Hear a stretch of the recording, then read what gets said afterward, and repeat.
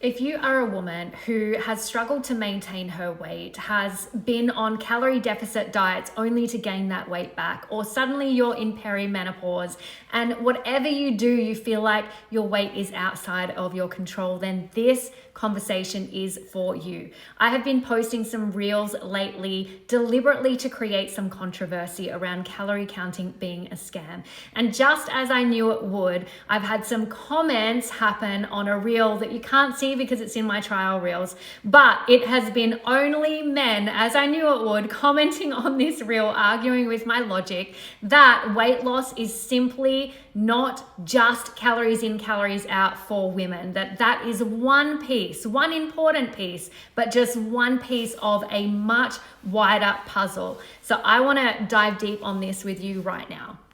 Now, I absolutely advocate for women understanding how much energy is in their food. That can be very helpful. But what isn't helpful is not talking about the downstream negative consequence of calorie restriction diets and what happens after the weight loss when there's only been a focus on calories. When you are in a calorie deficit, it is very difficult to build and maintain muscle. So women who consistently yo-yo diet, yes, they may lose fat, but they're also losing muscle. And when that happens, they are worsening, down-regulating their metabolic health. So now their body requires even fewer calories at rest. And so now you find yourself eating less and less to maintain a healthy weight. And women are all of a sudden trying to survive on 1,000 calories a day, wondering why they're exhausted, why they're hungry, why they're gaining weight the second they eat normally again. And then this is the part that gets me. Along comes Jeff, the beautiful 30-year-old male personal trainer who's never had a weight problem in his life. And he has all of his muscle mass, his metabolic health is firing, is filled with testosterone, and he gets to enjoy 3,000 calories a day.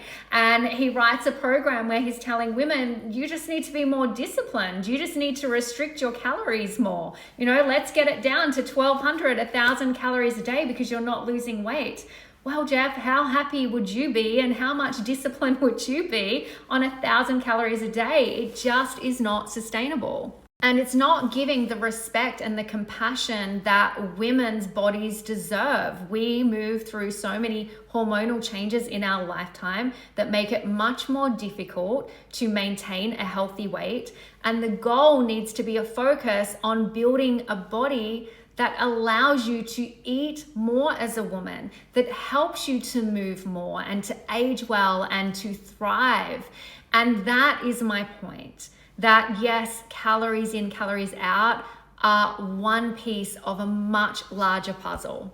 And it's also important to add that the calorie theory is not built on a flawless assumption. Calorie values that we see on our food labels were determined by burning food in a machine. And last time I checked, humans are not an oven, we're not machines. We digest our food, we absorb our nutrients, we have hormones that determine where this energy goes. We have a gut microbiome that influences the efficiency of how we digest our food. And different foods create completely different hormone responses in the body. So yes, again, calories matter, but pretending that 3,000 calories from a steak are going to give you the exact same result of 3,000 calories from donuts is just a complete oversimplification.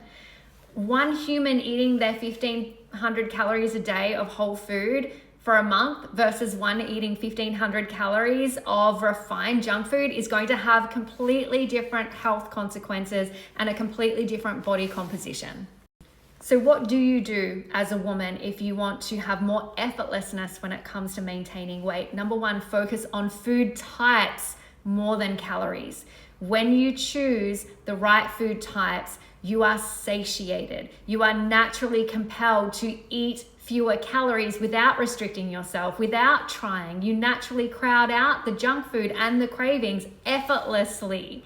And number two, Making sure that you are strength training. To me, it is so much easier to find 15 minutes in my day at home to focus on building muscle mass with some strength training than it is to try and restrict myself to 1,000 calories a day. It's not sustainable, it's not enjoyable, and I'm not fun to be around when I'm hungry, right? No woman is fun to be around when she's hungry. So you want to build your metabolic fire so that you can eat more and enjoy life. And number three, focusing on hormone harmony is key as you age. Now, focusing on food quality and type and strength training is going to contribute to hormone harmony. Another factor of that is keeping your cortisol low.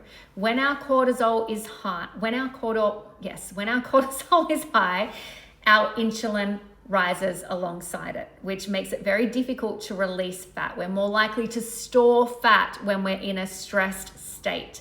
And it down-regulates our other key hormones, our vitality hormones like estrogen, testosterone, progesterone. So keeping stress low, making sure that you're sleeping and making sure you're tracking your hormones and supplementing and changing lifestyle factors as needed to maintain that hormone balance.